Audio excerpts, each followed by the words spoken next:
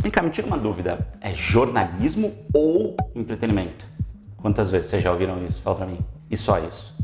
A gente desde sempre aprende que só pode ser ou uma coisa ou outra. As duas coisas juntas, jamais. De jeito nenhum. Que pecado. Será que é assim mesmo? Esse é o papo que eu quero bater com vocês agora, de um jeito simples assim.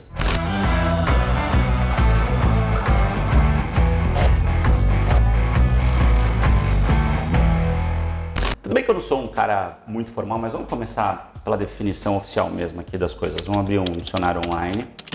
Aí eu vou digitar aqui jornalismo, ó. Aparece o seguinte: atividade profissional que consiste em coletar e transmitir notícias e outros tipos de material informativo por meio dos veículos de comunicação, jornal, revista, rádio, televisão, internet, etc. Legal, nenhuma novidade até aqui, né?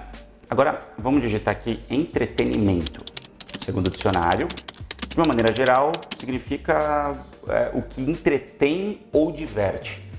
Se é uma coisa ou outra e só o entretenimento diverte, isso significa que o jornalismo necessariamente precisa ser chato?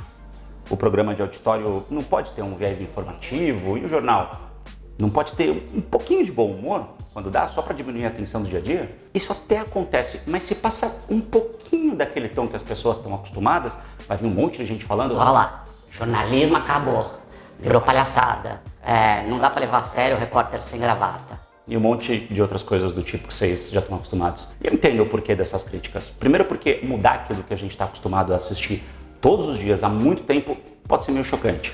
A adaptação leva tempo. Pelo menos 21 dias, segundo um cara que chamava Maxwell Maltz. Ele era um cirurgião americano que, por causa do trabalho, acabava tendo que fazer várias amputações. Aí, lá atrás, na década de 50, ele percebeu que nas 3 primeiras semanas depois da amputação, os pacientes continuavam sentindo o membro que eles tinham perdido. Só depois desse prazo é que eles, entre aspas, se acostumavam com a condição nova. Foi o começo dos estudos dele sobre hábito. Aí, 3 semanas é um prazo, até hoje, considerado o tempo mínimo para a gente se habituar com a dieta, com a rotina de ir para academia, com o trabalho novo e todo o resto das coisas que a gente faz.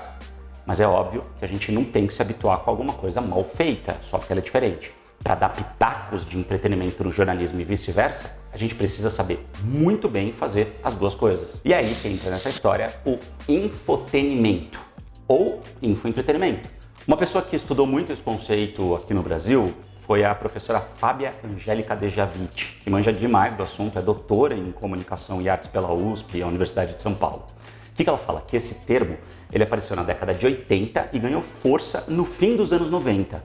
Segundo ela, os pesquisadores definem essa história de infotenimento como conteúdo editorial que fornece informação e diversão ao receptor e, ao mesmo tempo, é uma prestação de serviço. Ouviram?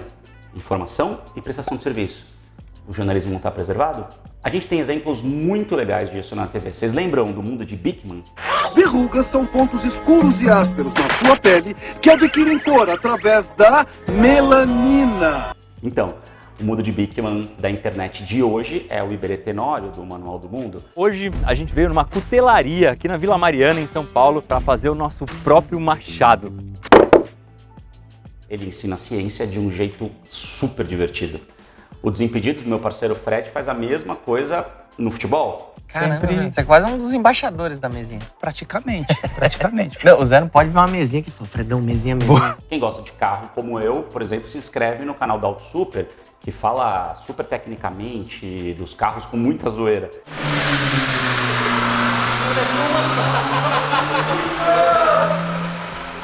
Com todos esses exemplos, a gente consegue aprender um monte de coisas se divertindo. Mas no jornalismo mesmo, nas notícias do dia a dia, por que a gente não pode pensar nesse formato também para falar de notícia? É um desafio bizarro de grande, porque hoje em dia, em tempos de fake news, só noticiar de fato já é um desafio imenso.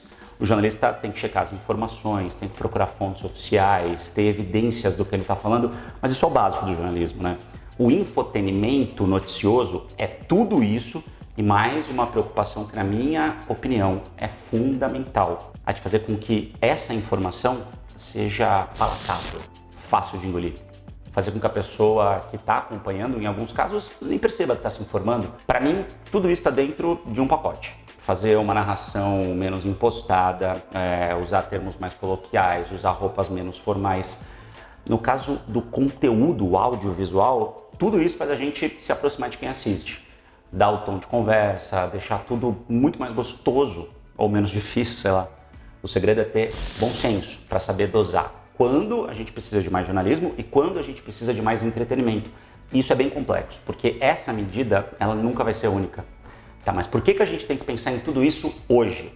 Por um motivo muito simples, meus amigos. A audiência de hoje não é mais a audiência de antigamente. Nas décadas de 70, 80, 90, absolutamente ninguém assistia TV com o smartphone na mão. Trabalhar além do limite do cansaço físico não era um negócio tão comum como é hoje para quase todo mundo. E a gente não era bombardeado com tanta informação nessa proporção absurda que a gente é hoje. Resumindo, a gente prestava muito mais atenção quando lia uma notícia ou quando a gente ouvia uma reportagem no rádio, na TV, enfim. Eu ainda vou fazer um vídeo aqui no canal falando sobre esse problema, a intoxicação.